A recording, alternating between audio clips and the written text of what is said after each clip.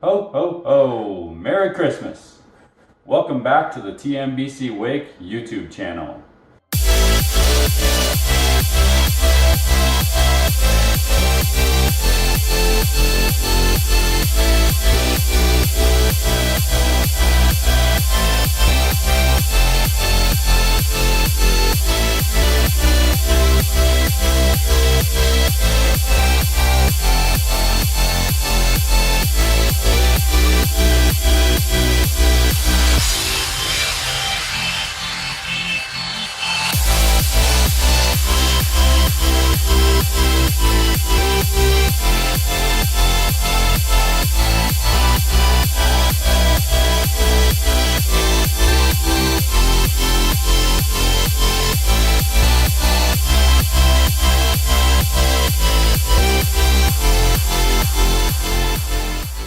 If you enjoy this video, please click the like button. Also, please leave comments. I enjoy hearing your feedback. And make sure to subscribe if you haven't already, as well as click the notification bell so you can be notified of my future videos. Okay, so today I'm going to show you how I do my filming. I'm definitely not a professional. Everything I do, I've either watched a YouTube video or I've just paid close attention while watching different movies and clips to get an idea of how they filmed that. And obviously there's a lot of that stuff that I haven't figured out how to recreate. But I thought it might be interesting to share with you how I get the shots I get and what equipment I'm using to get that, in case you're curious. So I'll go ahead and jump right into a shot of my equipment. So here you can see a shot of all of my filming equipment. I'll explain each piece in detail, starting with my two phones. So a lot of what you've seen in this last year has been filmed on my LG V20. When I first started filming my boating activities and wakeboarding, I was just using a camcorder and it was 720 HD. It wasn't until that died one day and I used my wife's iPhone that I realized phones are doing a great job these days, and why spend extra money on a camcorder when my phone is going to do a pretty comparable job, unless I spend a lot of money on a camcorder, which didn't make sense to me at the time. So after using my wife's iPhone, I then decided, okay, my next phone upgrade is going to be a phone that has a great camera. And the phone that stood out that year was the LG V10. And I've been very happy with the V series ever since. I'm on my third LG V series phone. I just got the LG V40. So more details about my V20. So what's cool about this phone and the V10 is that it came out with the wide angle lens. So it has two lenses on the back and it has two lenses on the front. So I'm showing you the wide angle lens on the V20 right now.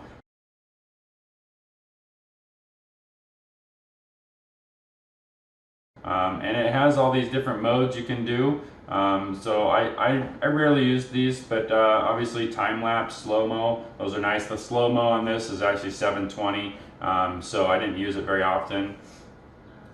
You had manual mode. That was a big feature. You can change your ISO, your shutter speed, all those things. That was kind of a big step for phones. I don't use that a whole lot because usually other people are filming me, so I usually leave it on auto. So this year I bought, and after the season I bought the LG V40. It's time for me to upgrade, and this phone is kind of exciting. I've done a lot of stuff with it already. One of the big things they did with this phone is they added another lens on the back.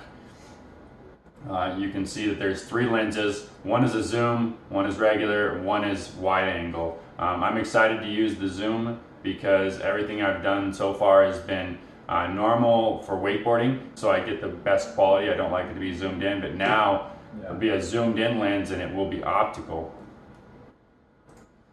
So just showing you the zoomed in lens and how that looks.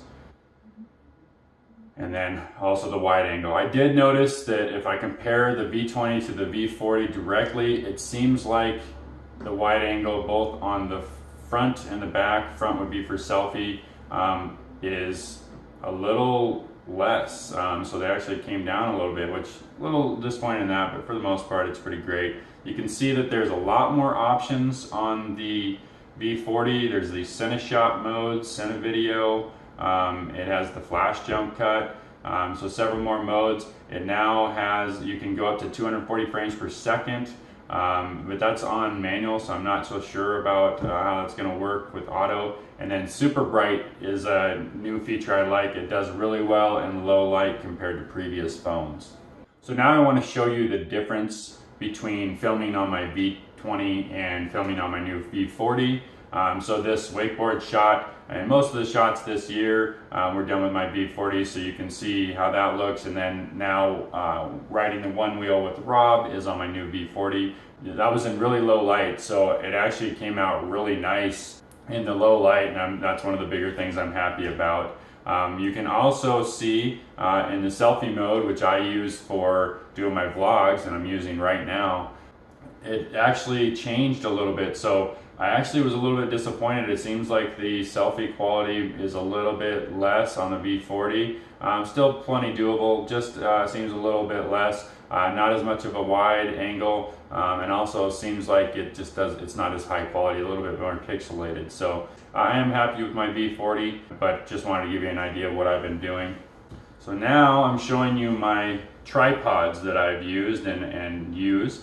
The first one I'm going to show you here is just a cheapo, probably like a $5 tripod, but I use this a lot for doing my vlogs. Most of my vlogs that you've seen, my phone is sitting in this and it's sitting up in front of me, and it worked, it did the job.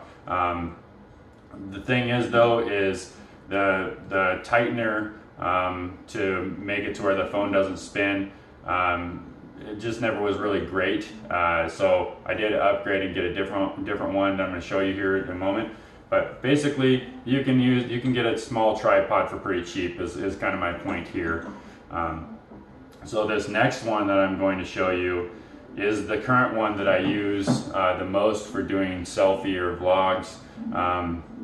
I wanted to get one that has bendy legs because there's many times where you're doing your selfie or your vlog where you need to put it in weird spots, and it really helps to be able to wrap it around something or bend the legs in a particular way.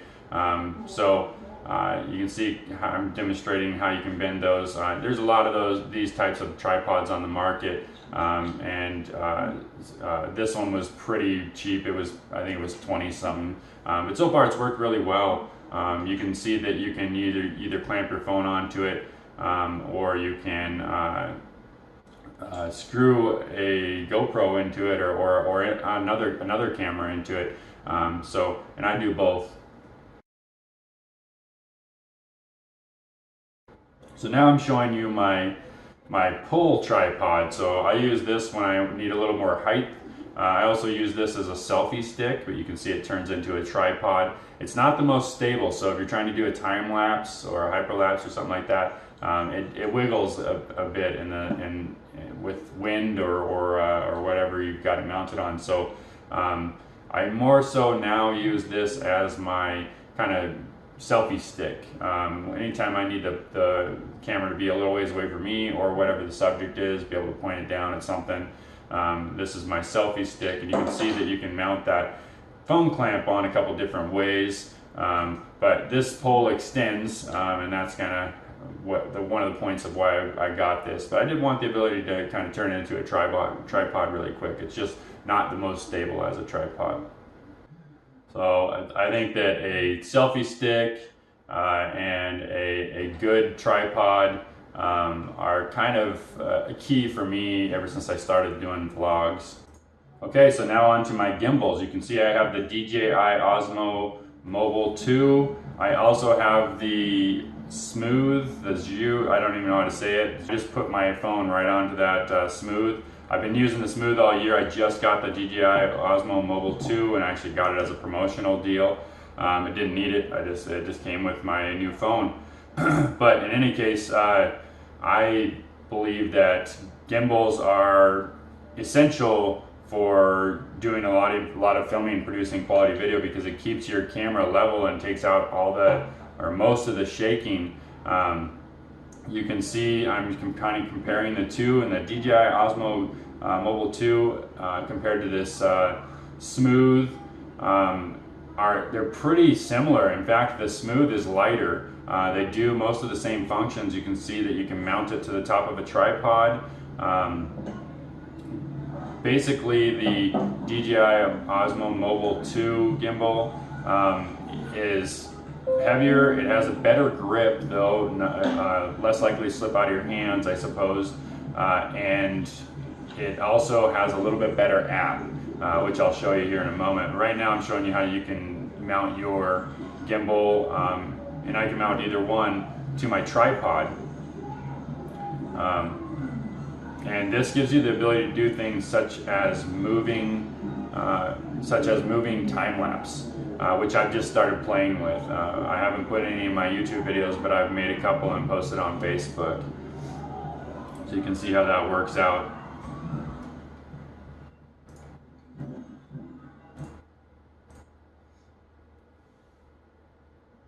So now I'm mounting my V20 into the DJI Osmo 2 gimbal.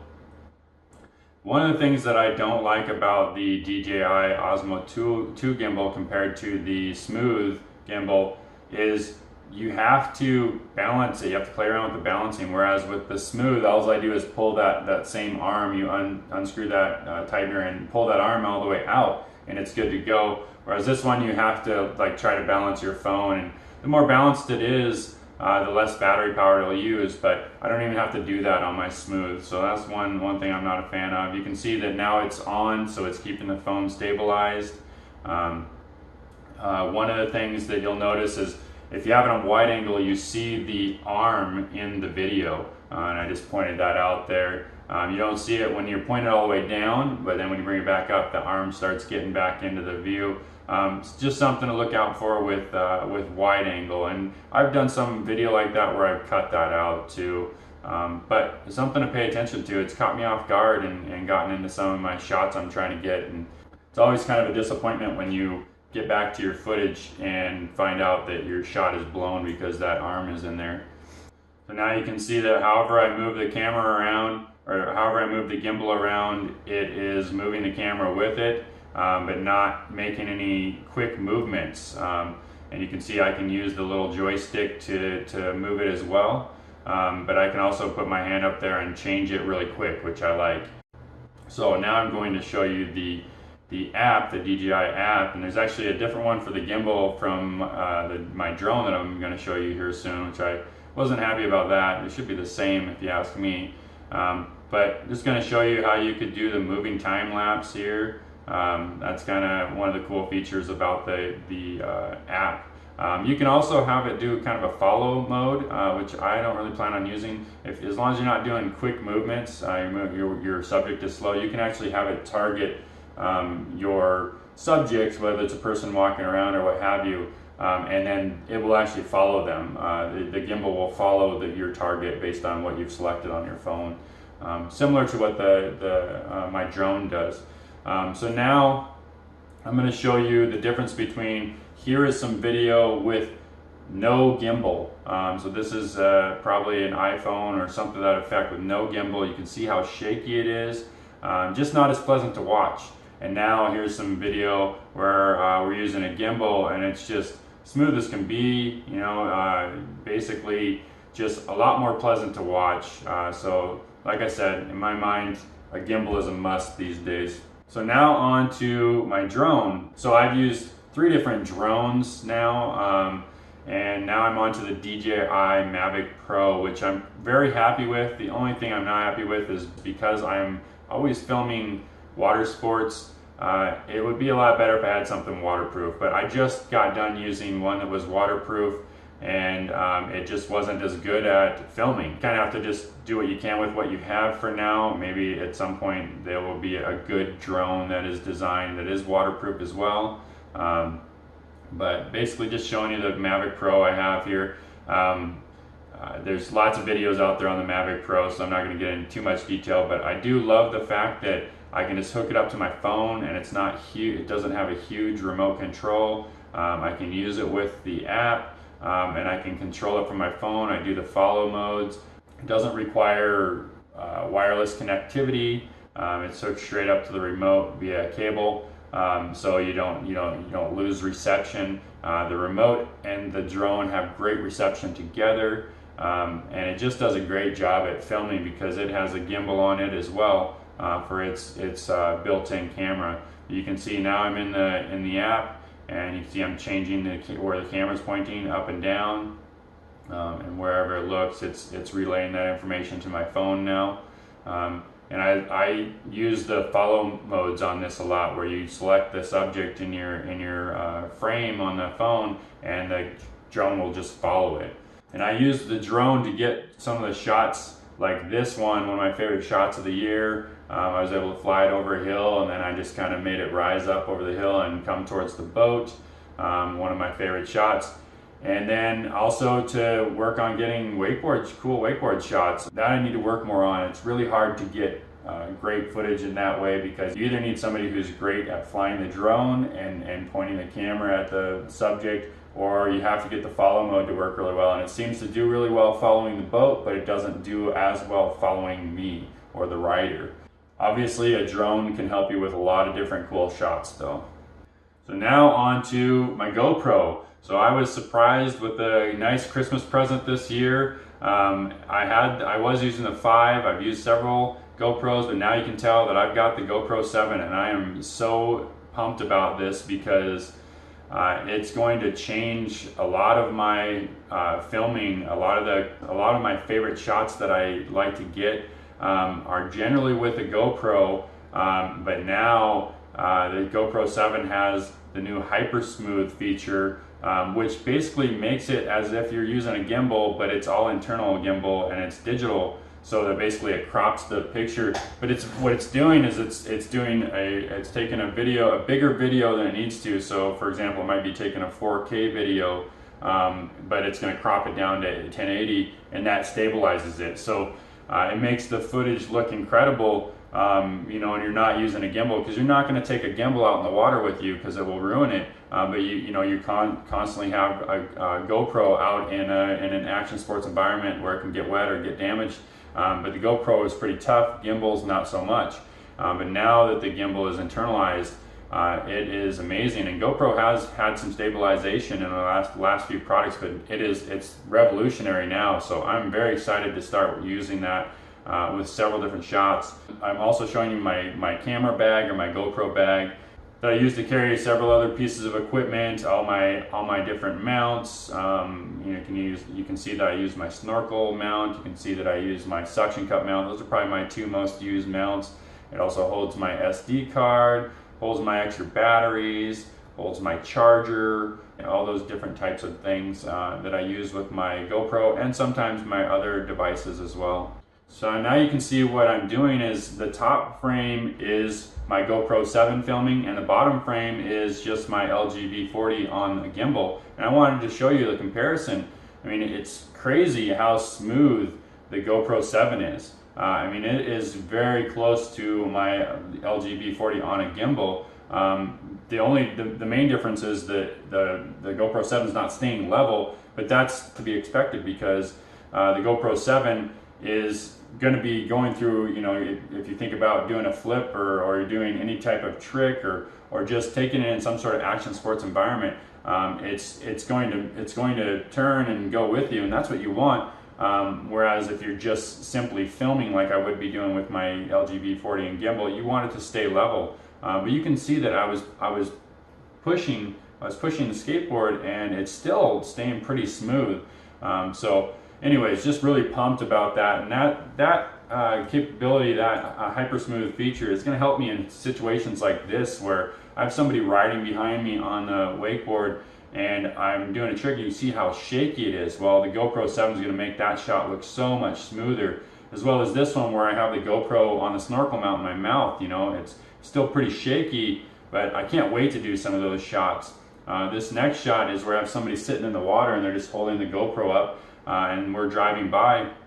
You can see that that's pretty shaky as well. And then here we've got basically a hyperlapse that I did. You can see how bumpy it is, when I'm going over different waves. Well, the GoPro 7 will probably make this type of shot look incredible. So I'm super excited about the GoPro 7. I can't wait to do more with it. So that's probably my favorite Christmas present this year. And I can't wait to make my videos better next year because of it. Okay, so now to show you my computer. So I wouldn't be able to make a lot of the videos that I do without having a good computer. A while back I built my own computer, and what I'm showing you is that I have my operating system installed on a solid state drive, not a very big one, but I also have 2 different 5 terabyte drives. One backs up the other, and that's what holds all my data.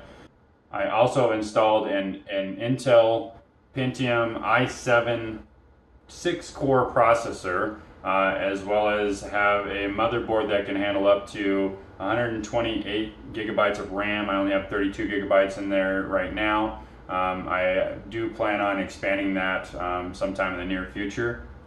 So I have a pretty decent computer for film editing, and I've found that you do need a pretty meaty computer to be able to do a lot of this stuff, at least quickly.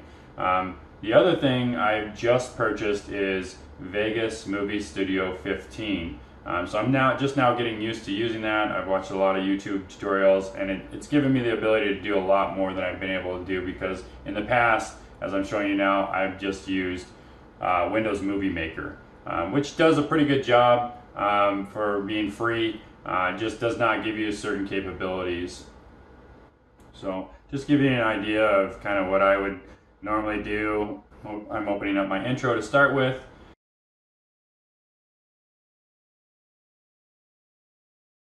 And then I grab some of my newer clips and I can just drag it in. You can see that I use 2 monitors, which I think is fairly important to be able to create a lot of video quickly.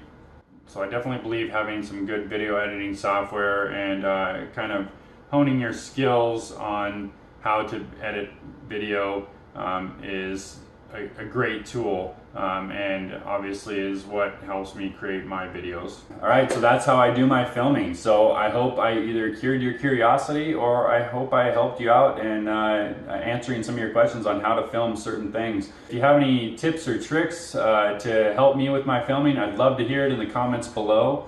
I will likely not be putting a video out next week because of the holiday, but I will follow up shortly thereafter with another video. If you enjoyed this video, don't forget to hit the like button, and please subscribe if you haven't already. Thanks for watching. We'll see you next time.